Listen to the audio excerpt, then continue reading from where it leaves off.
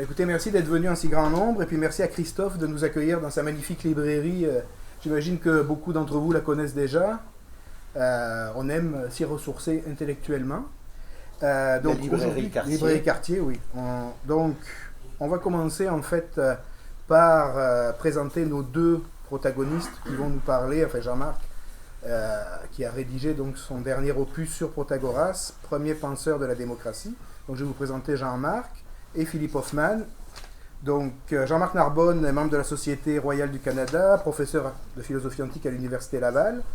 Et puis, pour faire court, on va plus aller dans les publications. Donc, Sagesse cumulative et idéal démocratique chez Aristote en 2021, Démocratie dans l'Antigone de Sophocle, une relecture philosophique aussi en 2021. Il est aussi titulaire de la chaire de recherche Antiquité critique et modernité émergente. Et il pilote, ou il a piloté, je ne sais pas comment ça se passe, aux Belles Lettres, l'édition de Plotin, la traduction. Et notre invité, qui est aussi le protagoniste de Jean-Marc, Philippe Hoffman, donc, qui est ancien élève de l'École normale supérieure rue d'Ulm, agrégé de lettres classiques en 1975, qui a été élu à l'Académie des inscriptions et belles lettres le 29 janvier 2021, académie pour laquelle il était correspondant depuis un certain temps.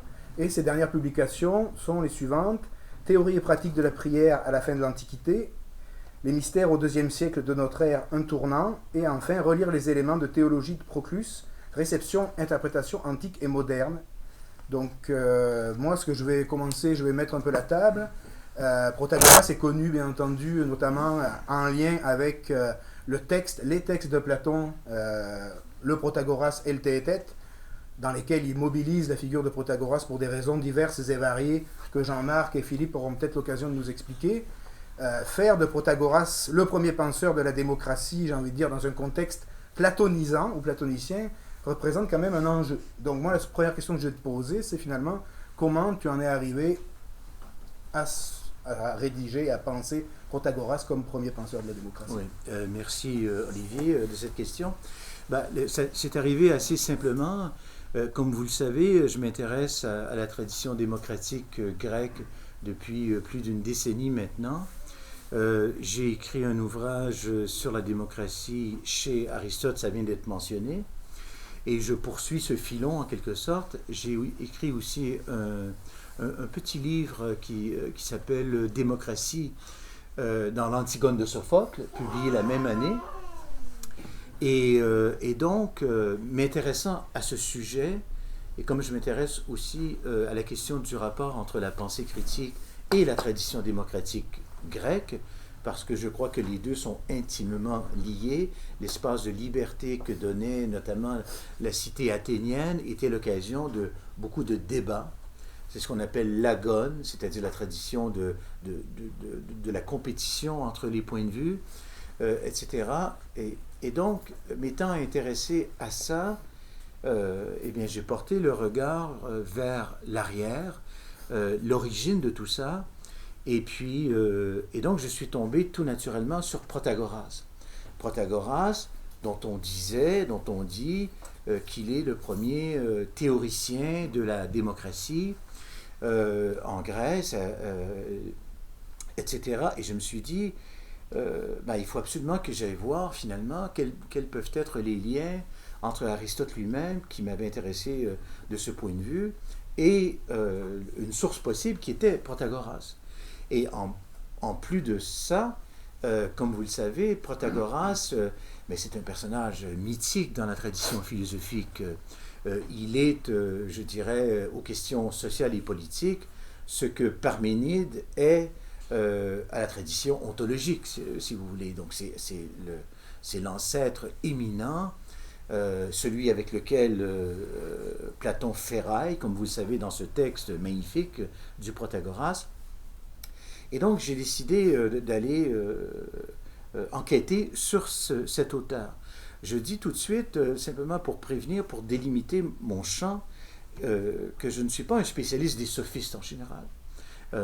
Protagoras est considéré comme le premier sophiste, le plus éminent de mon point de vue. Il y a Gorgias aussi qui est extrêmement important, mais Protagoras est, je pense, le plus important. Et je m'y suis intéressé, comme je vous l'ai dit, à travers la question de la démocratie. Les autres sophistes ne sont pas forcément des démocrates. Il faut se rappeler de ça. C'est vraiment la figure de Protagoras qui est la plus importante. Et puis aussi, on est très sensible au fait que dans le traité de Protagoras de Platon, le Protagoras, la place qui est faite à Protagoras parmi les sophistes est exceptionnelle. On voit qu'il y a une énorme considération de la part de Platon vis-à-vis de Protagoras. Et donc, mon intuition était la suivante. Je me suis dit, puisque la tradition démocratique a une très très grande importance quand même, depuis les réformes de Solon et de Clisthène, avant même Protagoras, ce penseur-là, Protagoras, a développé une sorte de théorie de la démocratie. Il doit bien y avoir quelque chose derrière tout ça d'intéressant. Et si son propos est cohérent du point de vue de la tradition politique, mais peut-être qu'il est cohérent aussi d'un autre point de vue, du point de vue épistémologique par exemple, du point de vue même théologique. Ce qui m'a amené à cette idée, saugrenue peut-être dans l'esprit pour certains, de me dire, je vais essayer de lire Protagoras sans prévention, et même avec un préjugé favorable. Je vais faire en sorte de lui donner tout le crédit possible et d'essayer de regarder ce qu'on dit de lui, ce qu'on lui fait dire, et d'en proposer l'interprétation la plus généreuse possible. Est-ce qu'elle est exacte sur le plan historique? C'est une chose qui est impossible à établir. Mais simplement, si on peut développer un portrait de Protagoras qui se tient, eh bien, voyons voir ce que ça peut donner. Et je crois que la distinction, pour ce qui est de l'ouvrage que j'ai commis, si vous voulez, c'est le fait de dire, je voulais parler de ça quelques instants, c'est la question de l'horizon d'attente. Si on lit Protagoras avec l'idée que forcément c'est Platon qui aura le dernier mot, c'est Platon qui a la meilleure position philosophique, eh bien, notre rapport à l'auteur est un peu, je parle du sophisme bien évidemment, est un peu biaisé, quoi. Elle est un peu gênée par ce préjugé.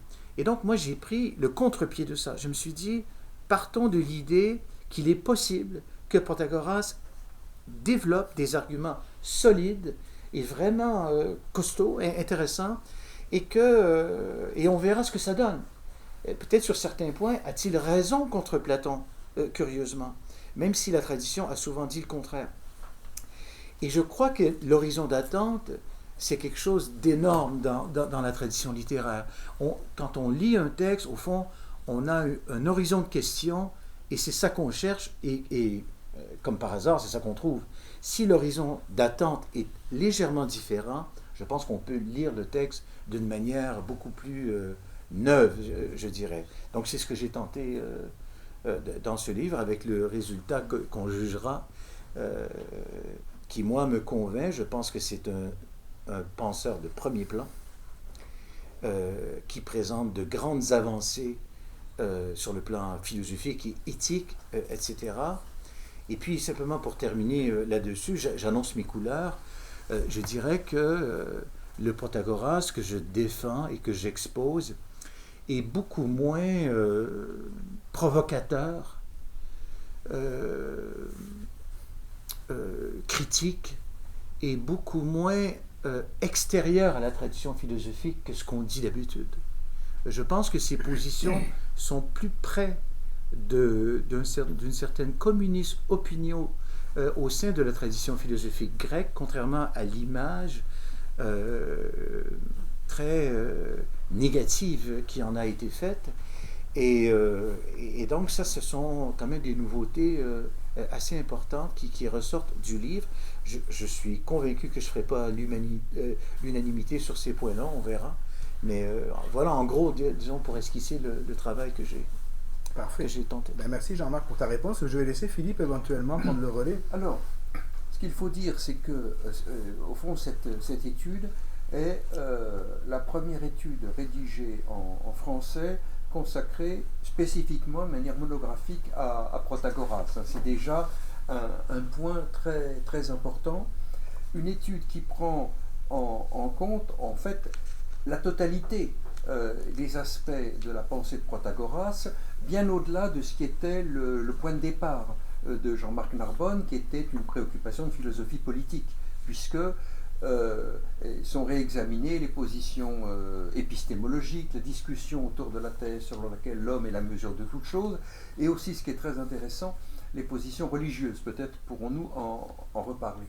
Mais ce que je voudrais dire, c'est que ce type de recherche s'insère dans un mouvement qui est assez remarquable dans la recherche collective actuellement, qui est un mouvement de réexamen de la littérature et de la pensée sophistique. Parce que pendant très longtemps, l'étude des sophistes, souvent pris en bloc, a en quelque sorte pâti, je dirais, du préjugé platonicien souvent un peu caricaturé.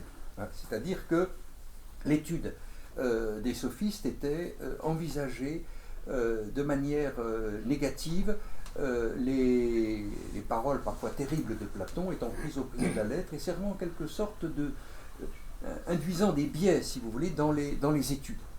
Alors ce qui me frappe, c'est que dans le domaine de l'histoire de la philosophie et dans le domaine de l'histoire de la rhétorique, on assiste parallèlement à un même mouvement, non pas de réévaluation, mais de réexamen en quelque sorte apaisé et non polémique de la production sophistique. Dans le domaine de la rhétorique, on connaît les travaux de Barbara Cassin. On sait aussi que la continuité qui a pu exister entre la sophistique de l'âge classique et la sophistique d'époque impériale a joué un rôle dans ce que j'appelle cette vision apaisée.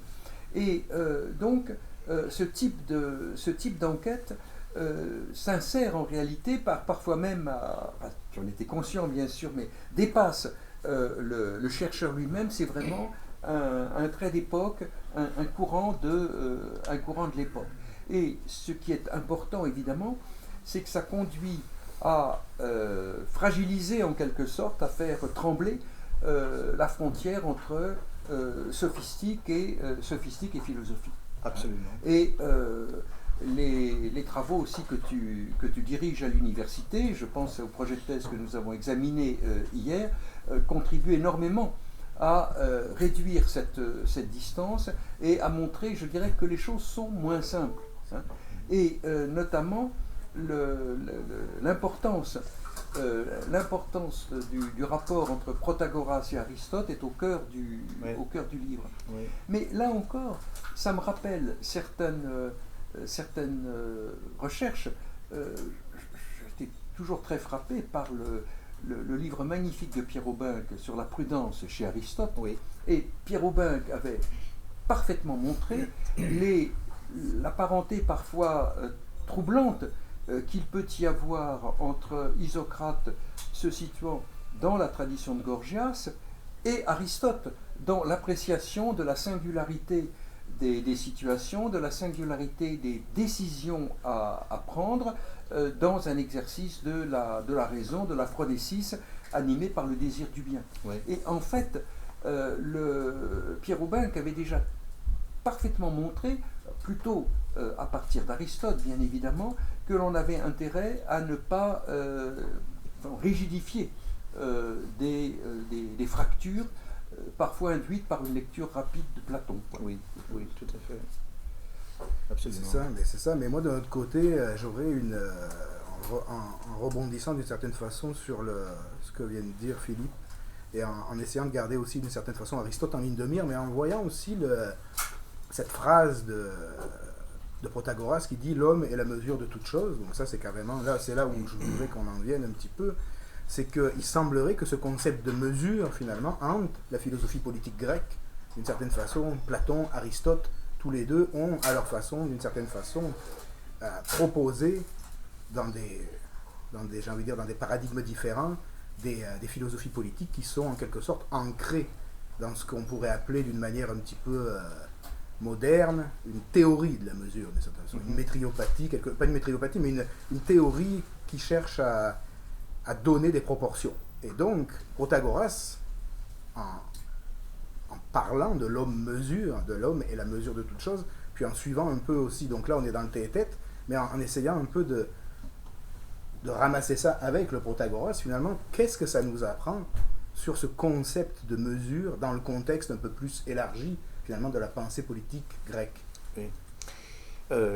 La phrase célébrissime de Protagoras à l'effet que l'homme est la mesure de toute chose, c'est une phrase qui nous est rapportée par le Théétète de Platon, et on sait que dès le début, Platon lui-même a réagi à cette phrase dans les Lois, dans son traité qui s'appelle les Lois, et en répondant « Non, ce n'est pas l'homme qui est mesure de toute chose, mais c'est Dieu qui est mesure de toute chose, le divin. » Et là, évidemment, on a l'alpha et l'oméga de cette opposition entre Protagoras qui dit « L'homme est la mesure de toute chose », c'est-à-dire c'est lui qui décide de ce qui est le bien, le mal, etc., le juste, etc., et ou bien c'est le divin. Ça, c'est je dirais, le portrait un peu caricatural de l'opposition, mais c'est un portrait qui existe encore aujourd'hui, que l'on maintient encore aujourd'hui.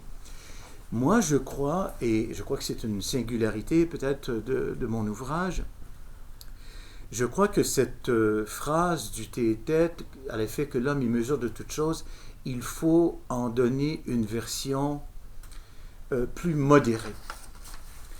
Et parce que, si vous voulez, c'est comme si on avait deux portraits de Protagoras. On a un portrait qui vient du Théétète, où cette phrase lui est rapportée à son sujet, et on a ce qu'il nous dit dans le Protagoras. Et dans le Protagoras,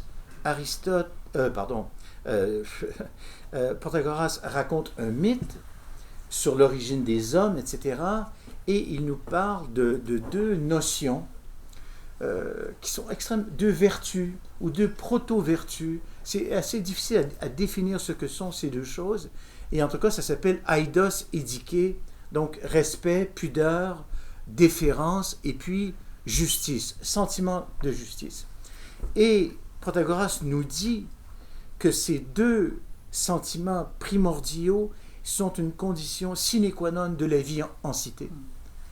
Et que donc, si on n'avait pas ça, eh bien, on s'entretuerait tout simplement, et qu'il n'y aurait pas de vie sociale possible. Et donc, c'est quelque chose qui s'impose. Et d'autre part, il nous dit que cela nous est transmis par les dieux via Hermès, par Zeus via Hermès. Et donc, dans mon vocabulaire à moi, je dirais ce sont des inconditionnés. Ce sont des principes indiscutables, inquestionnables, qui font ce que nous sommes. Et j'essaie d'interpréter Protagoras en mêlant les deux enseignements. D'un côté, l'homme est mesure de toute chose, c'est vrai, mais d'un autre côté, il reçoit comme don et comme une sorte de dette ce sentiment de pudeur et de justice qui fait qu'en même temps, oui, il est mesure de toute chose, mais il n'est pas mesure de aidos et de dike. Ça, c'est impossible. Quand on lit le Protagoras, Protagoras nous explique que aidos et dike est la condition du fait que nous soyons des hommes. Et nous pouvons vivre en tant qu'hommes parce que nous sommes dominés par ce respect et par ce besoin, ce sentiment, cette propension à la justice. Et donc, à cause de ça, il y a toute une tradition interprétative qui a dit le seul enseignement de Protagoras, c'est que l'homme est mesure de toute chose, point à la ligne. Et donc, Protagoras enseigne une sorte d'humanisme intégral, absolu, qui fait fi de ce don de aidos et dike, et je crois que c'est une erreur interprétative, tout simplement. Je pense que quand on lit les deux textes, ce n'est pas conforme à ce qu'il nous dit. Et puis, il faut quand même remarquer quelque chose. et je ne l'ai pas vu souvent remarquer, mais je n'ai pas tout lu non plus, la littérature est immense, bien évidemment, mais dans le Théétète même, il y a une réponse de Protagoras. Alors, évidemment, le Théétète, c'est un texte magnifique, et puis Platon, qui est un génie littéraire, à un certain moment, fait en sorte que c'est Socrate qui parle au nom de Protagoras, Protagoras réincarné dans la personne de Socrate, et qui répondrait si Protagoras revenait vers nous, et qu'est-ce qui répondrait à cette critique. Et ce que Socrate nous dit, que Protagoras aurait dit, il aurait dit, vous parlez de la mesure, de l'homme mesure, de l'homo mensura, mais il dit, je n'ai jamais parlé des dieux en rapport avec cette mesure. Je ne les ai jamais inclus dans mon discours. C'est une révélation énorme. Et cela fait le lien entre le Théétète d'un côté et le Protagoras lui-même de l'autre, où il est question de Aidos et Dike. Ce n'est pas simplement que Aidos et Dike, respect et pudeur, auraient un rôle primordial à jouer dans la réalité humaine, mais dans le Théétète aussi, il nous est confirmé le fait que cette valeur-là subsiste. Tant et si bien que, pour moi, en tout cas, l'interprétation la plus solide, c'est celle qui tient les deux bouts de la chaîne en même temps.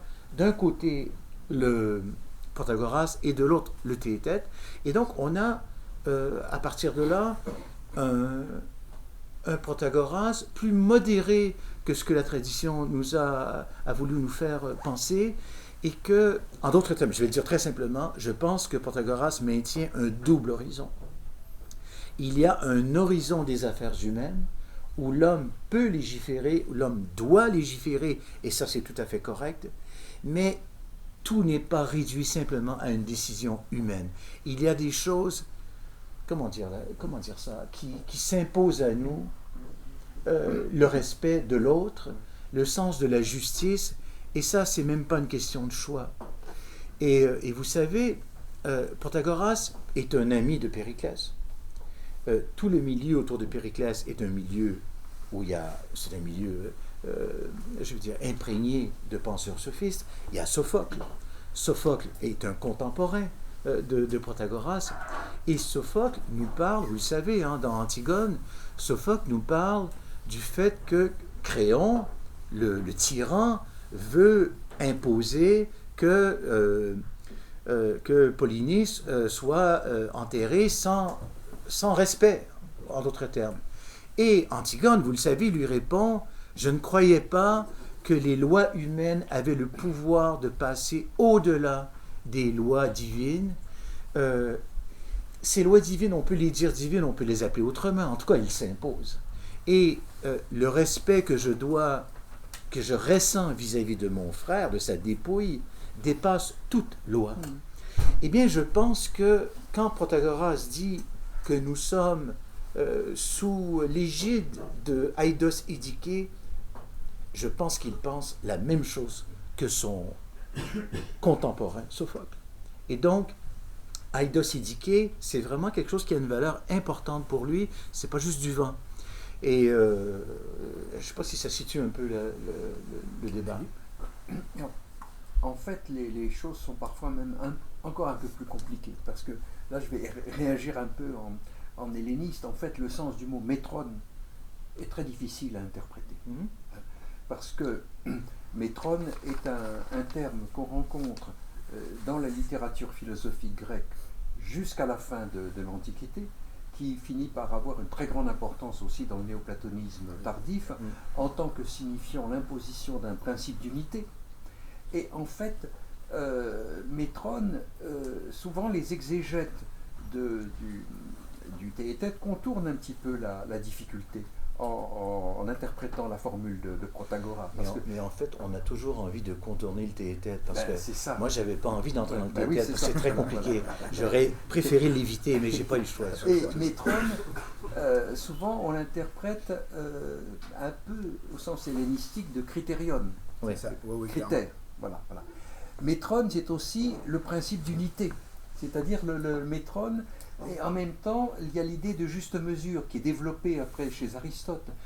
Et moi, je me suis toujours demandé, au fond, ce que signifiait métronome dans cette formule-là. Alors, ce soir, je n'ai pas la solution, mais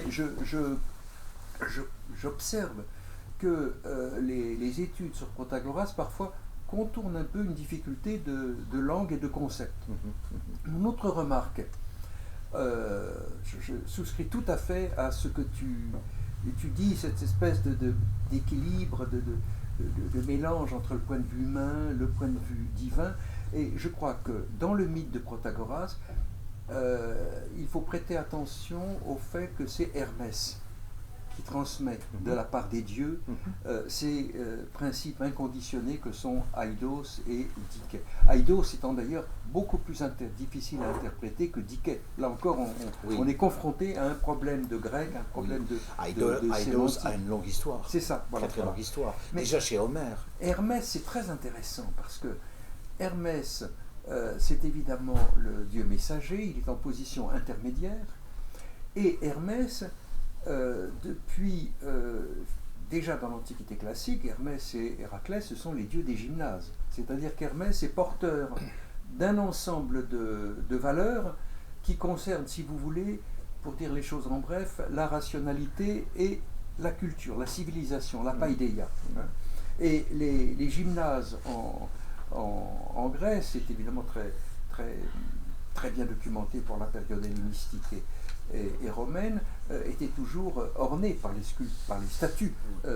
Donc je pense que c'est un détail du mythe de Protagoras qui a vraiment toute sa signification. Ce n'est pas n'importe quel intermédiaire alors une question que je me pose, ça signifie peut-être aussi que la paideia, la culture, l'éducation vont avoir un rôle à jouer dans cette affaire-là. Absolument. Voilà. Non, mais je souscris à ce que tu dis entièrement. La question aussi de la paideia est extrêmement centrale chez Protagoras, dans le Protagoras même. Protagoras raconte, vous savez, le fameux mythe de Protagoras, qui est une histoire sur l'origine de l'humanité. Et qui a 3 étapes. D'abord un stade animal, basique, puis ensuite il y a un stade déjà proto-humain, presque humain, parce que déjà à ce moment-là, à la 2e étape, les individus connaissent des cultes. Et donc il y a une bribe de religiosité déjà à ce moment-là. Mais sauf que le problème, c'est qu'ils se chamaillent les uns les autres, puis ils n'arrivent pas à rester ensemble. Et donc il leur faut, de manière absolument indispensable, il leur faut la technique politique, c'est-à-dire l'arrêté politique, c'est-à-dire la vertu politique qui fait que, à cause du respect, grâce au respect et à la pudeur, eh bien on ne va pas s'entretuer et on va trouver la philia, c'est-à-dire l'amitié et la vie en commun. Et donc, et puis, il faut absolument que vous lisiez ce mythe, c'est une dizaine de pages à peu près. C'est un texte extraordinaire. Et puis aussi, ce qui est très intéressant, c'est que dans la tradition d'exégèse du livre, on a souvent banalisé le mythe en disant « mais ce n'est qu'un mythe ». Et donc, il ne faut pas le prendre au sérieux. Et ce que Protagoras raconte dans ce mythe, c'est pour amuser les enfants, et puis c'est pas vraiment ce qu'il pense. Mais c'est faux de A à Z. Pourquoi? D'une part, le mythe a une partie vraiment de narration, et après cette narration, il y a une partie qui fait toujours partie du mythe où Protagoras explique sa narration, c'est-à-dire qu'il donne des renseignements sur ce qu'il vient de décrire. Et puis ensuite, tout à coup, le récit s'arrête, et Protagoras nous dit « je vais quitter le mythos et je vais passer au logos », c'est-à-dire au discours argumenté. Et quand il poursuit désormais avec le discours argumenté, eh bien la présence de Aidos et Dike est encore là quand même, parce qu'il nous dit on doit participer à la justice, et c'est d'une façon inconditionnelle. Et au fond, le même horizon est transplanté dans la vie concrète, si vous voulez. Donc, on ne peut pas dire cet enseignement était dans le mythe n'est qu'un mythe, ça ne vaut pas, et donc on va se rabattre sur le logos, mais mal vous en prend, parce que dans le Logos aussi, il est question à plusieurs reprises du sacré, du fait d'être pieux.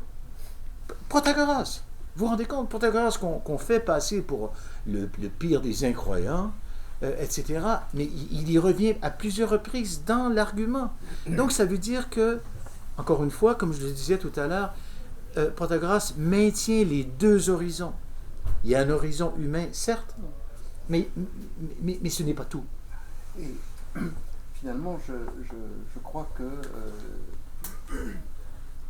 Hermès, Eidos, Diké permet de bien synthétiser ça. Parce que Eidos et Diké, ce sont véritablement les vertus au cœur de la vertu politique qui reposent sur ce que nous appellerions, nous en termes contemporains, le respect d'autrui, la prise en considération, la considération pour autrui. Et donc, ce qui est au cœur de l'humanisme, mais en même temps, cela est apporté aux hommes par Hermès. Et c'est cet événement qui scelle en quelque sorte l'entrée dans l'humanité pleine. Parce que l'état antérieur, et on a souvent fait un rapprochement entre la description de l'état premier et l'état antérieur et certains textes de tradition démocritéenne, atomiste. C'est un état de dispersion. Dans mon souvenir d'ailleurs, Platon emploie l'adverbe sporaden.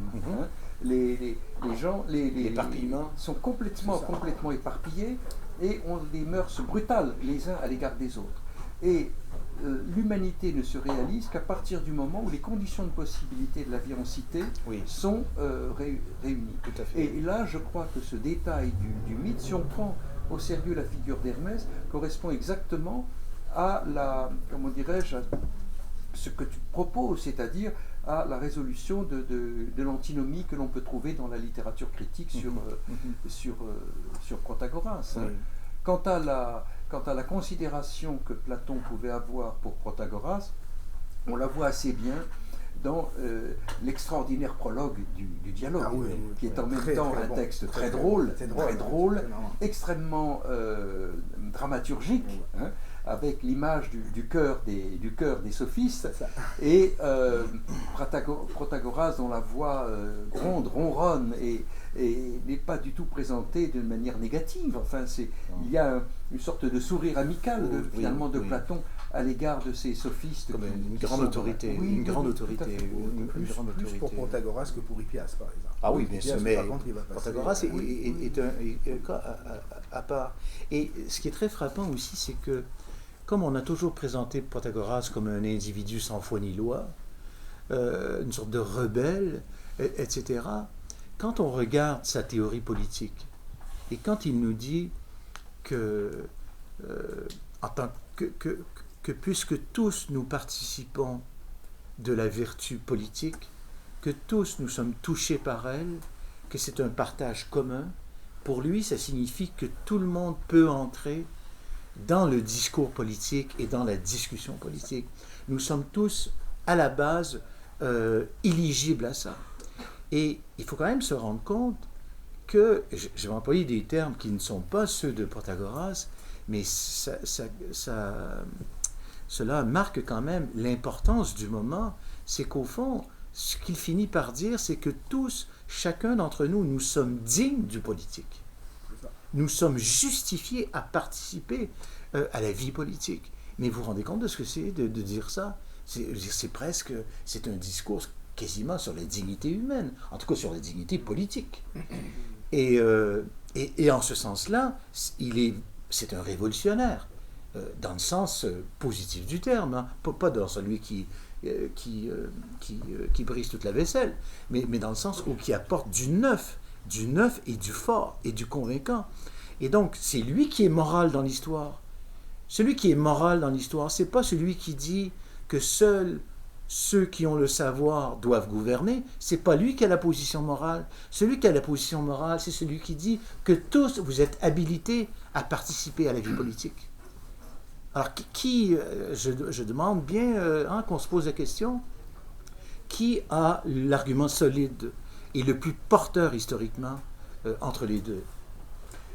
Alors, il y a une chose qui me frappe en t'écoutant, c'est qu'en fait, l'idée selon laquelle la politique ne doit pas être fondée sur la science et la position non platonicienne ou anti-platonicienne, à une époque, disons, plus proche de Platon et d'Aristote, c'est Isocrate. Oui, tout à Parce fait. que Isocrate, qui curieusement assimile Platon aux sophistes, c'est très, très curieux, il assimile Platon aux sophistes, mais Isocrate base la capacité d'action et de décision dans la sphère publique, non pas sur une science, mais sur l'expérience, sur une empeiria, Exactement. sur une expérience qui, ce qui est extrêmement intéressant, est notamment nourrie par la culture littéraire,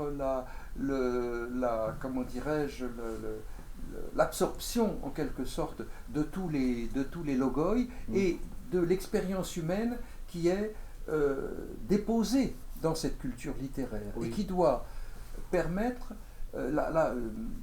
Pierre Aubin l'avait très bien dit, qui doit permettre une appréciation du kairos, une saisie de l'occasion et donc un jugement sur ce qu'il convient de faire hic et nunc. Oui. Alors c'est très intéressant parce qu'on a des formes de pensée quand même différentes, puisque Isocrate c'est vraiment comment dirais-je, le registre de la culture littéraire, de la rhétorique, le rhéteur, mais des positions qui se répondent en quelque sorte autour de l'idée selon laquelle ce n'est pas la science qui doit fonder la politique. C'est très... Exactement. Il y a comme on pourrait faire une sorte d'arc qui va de Protagoras à Isocrate à Aristote. Oui, oui. Et Aubin a montré que Isocrate lui-même était héritier de ce que l'on trouve chez Gorgias, avec l'idée d'une stochastique qui permet d'atteindre ce qu'il convient de faire dans le kairos. Oui. Mais ce qui est important dans cette affaire-là aussi, c'est le fait que Protagoras, quand Socrate lui demande finalement, au début du dialogue, quelles sont tes tâches, qu'est-ce que tu fais toi, puis Protagoras, il répond, moi je vais en fait fondamentalement apprendre aux gens à bien délibérer pour les affaires domestiques et pour les affaires publiques. Oui. Ça c'est vraiment important dans le sens où, et puis je pense que là même à ce moment-là, Protagoras dans le dialogue de Platon regarde Hippias, sous-entendu pas comme toi qui apprend, tu sais, qui est un polymathe, qui apprend tout et n'importe quoi à tout le monde, qui fait n'importe quoi. Et là il y a un lien que Philippe m'a un peu mis dans la tête tout de suite, c'est dire que fondamentalement le but de Protagoras dans ses affaires, en fait, quand il va apprendre finalement un petit peu, éduquer on pourrait dire entre guillemets à la vertu civique, c'est d'aller vers une phronésis d'une certaine façon. Oui. Il va donner à la phronésis sa condition d'actualisation. Comme ça, toi, tu l'as dans ton livre, tu as fait le lien avec Aristote et comment ça s'articule. Oui, c'est des pages qui sont essentielles sur le boulia. C'est ça, exactement, sur le boulia. Parce qu'il y a aussi une image surannée qui est le fait qu'Aristote est hostile à Protagoras. Et c'est vrai qu'il l'est sur certains points. Il y a certains points où Aristote est tout aussi hostile presque à Protagoras que Platon. Mais il y a un Aristote protagoréen. Il y a un Aristote qui insiste sur la délibération publique et privée, qui insiste sur le fait que le savoir politique n'est pas une question de science, mais de jugement, qui tient compte de l'expérience, des situations, etc. Ils sont sur le même terrain. Et comment se fait-il que dans la littérature, on a si peu établi le lien sur ce point précis entre Protagoras et Aristote? Comment se fait-il qu'on en est resté à la façade d'un Aristote anti-Protagoras, alors qu'il y a un Aristote très proche de Protagoras? Je connais une exception, c'est, tu sais, j'oublie son prénom, c'est Madame Ourcade, qui a fait un truc sur la délibération, justement, chez la tradition de la délibération, puis qui a évidemment un chapitre sur Protagoras, et puis un chapitre aussi sur Aristote. Est-ce qu'elle établit des liens étroits entre les deux? Il faudrait vérifier. Mais en tout cas, il y a quand même ce tracé qui est reconnu du fait que tous ce sont des penseurs de l'euboulia, c'est-à-dire du bon conseil, de la bonne délibération. Et dans le domaine politique... C'est capital. C'est capital. C'est chez capital. Chez Démosthène, chez Isocrate. Exactement, parce que les décisions ne se prennent pas à coup de science, comme si on avait une science du gouvernement, comme si on savait par une formule ce que serait la distribution juste, comme si ce n'était pas une question de débat et d'équilibre. Vous comprenez? Penser que c'est une science, mais c'est versé dans le scientisme, tout simplement. Un scientisme assez basique, pour être honnête. Et donc, de ce point de vue-là, Protagoras est d'une richesse inouïe. C'est un penseur de l'avenir, quelque part.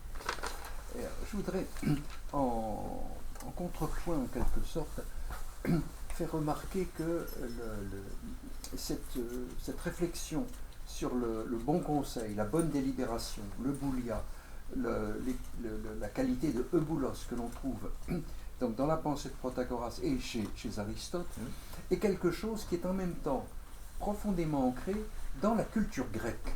Parce que par l'archéologie, on a découvert dans une ville hellénistique d'Asie centrale, dont certains ont peut-être entendu parler, Aïranoum, une inscription par laquelle le fondateur de la ville, un dénommé Kinéas, raconte en fait le transfert de Delphes jusqu'au cœur de l'Asie centrale d'une collection de maximes delphiques. Il y avait à Delphes 2 collections de maximes, la collection brève, où il y a le Médénagan, Gnotisséoton et 2 autres Médénagan, maximes. rien de trop. Voilà. Et puis une collection longue de plus d'une centaine de maximes. Et cette collection n'a survécu que par des copies épigraphiques. Et dans cette ville qui se trouve au nord de l'Afghanistan, on a découvert la base de la stèle sur laquelle la collection de maximes delphiques, la longue collection de maximes delphiques, était transcrite. Et ce qui est extrêmement intéressant, c'est que les 5 maximes finales sont mises dans une position tout à fait remarquable, en fait, elles devaient frapper l'œil, et résument les vertus aux 5 âges, aux 5 moments capitaux de la vie. Lorsque tu es enfant, pais on, sois bien sage, kosmios, et on trouve un adjectif extrêmement important dont j'ai eu l'occasion de parler cette semaine dans un autre. Lorsque tu es jeune, néos, soit encrates, donc on a là un très bel, je vous donnerai la bibliographie là-dessus, mais on a toute une mention de l'encrateia. Lorsque tu es... L'encrateia, c'est le courage et la force morale, si vous voulez. Lorsque tu es d'âge mûr, sois juste, et puis presbutes, euboulos, c'est la vertu des vieillards. Lorsque tu es d'âge avancé, soit de bons conseils. C'est extrêmement intéressant parce qu'on voit que pas bête, hein, dans une cité où on transposait l'essentiel de la culture grecque, dans une situation de colonisation, si vous voulez, eh bien, le boulia apparaît comme une vertu mise en avant, celle des... Puis après, les maximes delphiques se terminaient par l'injonction à ne pas se chagriner au moment de la mort, c'est-à-dire... à la fin, il faut être alupos. Voilà. Mais c'est extrêmement intéressant parce que ça montre que l'enseignement des maximes delphiques, et comme par hasard, Cléarque est un disciple d'Aristote. Et comme il a fait partie manifestement du staff qui, au sein dans le lycée, a travaillé à la collection des maximes, préceptes, etc. Ce qui était une matière première pour Aristote en vue de la réflexion éthique. C'est extrêmement intéressant. Et donc, comme par hasard, on trouve un mot ultime qui est euboulos, ce qui montre que les textes sur lesquels nous réfléchissons, eux-mêmes s'insèrent dans une culture, dans une valeur partagée, et en l'occurrence, l'enseignement de Delphes avait, vous le savez, l'autorité la plus grande. C'est très intéressant ce rapprochement. C'est très intéressant.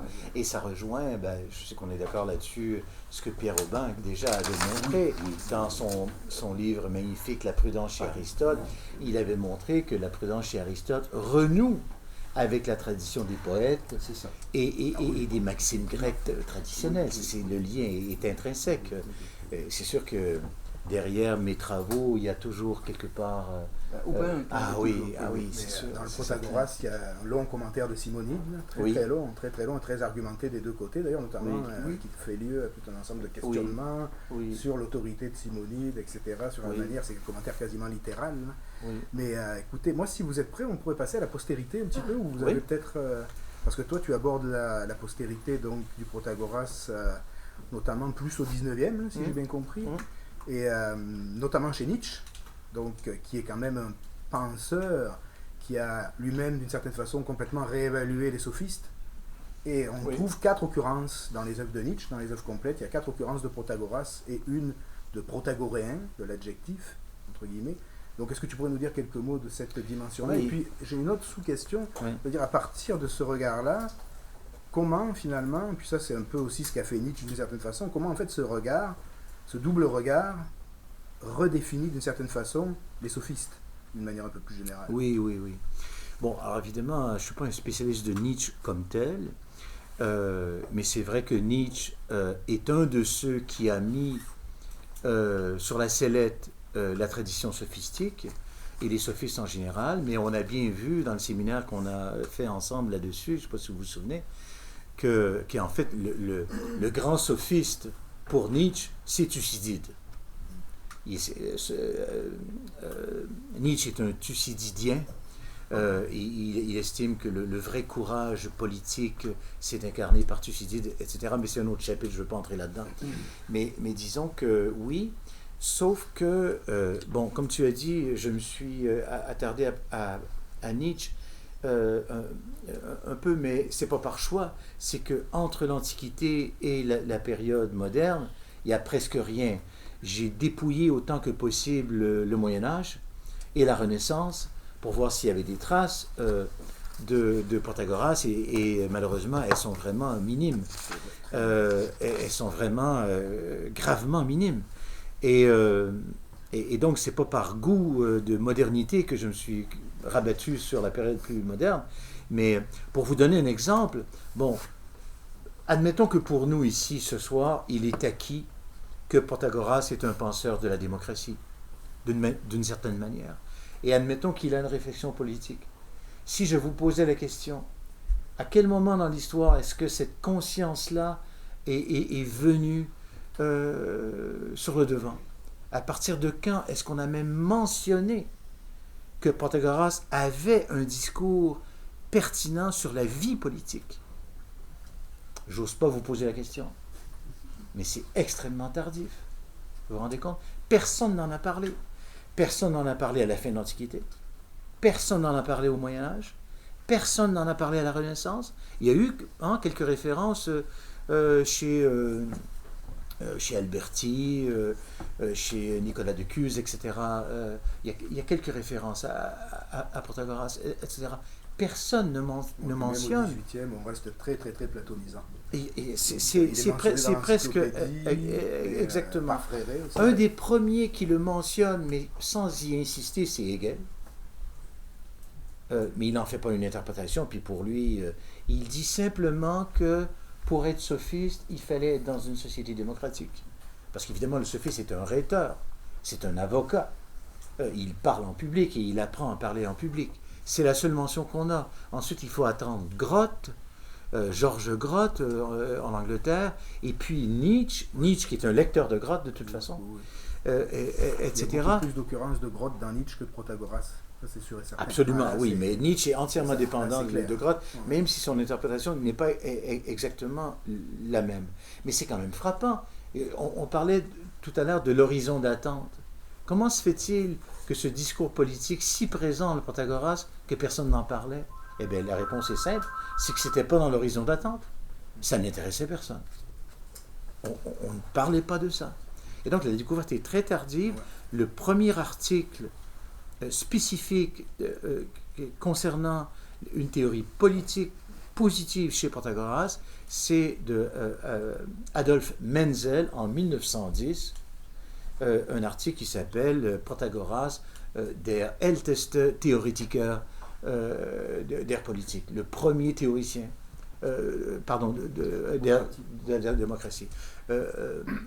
Protagoras, le premier théoricien de la démocratie, c'est un article très sérieux d'une 25-30 pages, etc. C'est le premier à mettre vraiment le doigt là-dessus. Et puis par la suite, ça va venir, mais ça a été extrêmement lent. Je veux dire, parce que, comme on dit, comme quand on était petit, le méchant de l'histoire, c'était Protagoras. Ah oui, c'est sûr. Donc on le lisait pour ne pas le lire. Et pour pas essayer de comprendre ce qu'il y avait d'intéressant dans son discours. C'est ça qu'on faisait. Puis il y a le piège de Platon aussi, parce que Platon en plus utilise un double artifice littéraire, c'est-à-dire qu'il fait un pastiche, mais en plus il intègre un mythe dans ce pastiche. Oui. Donc il y a aussi cette dimension qui doit être prise en compte. Oui.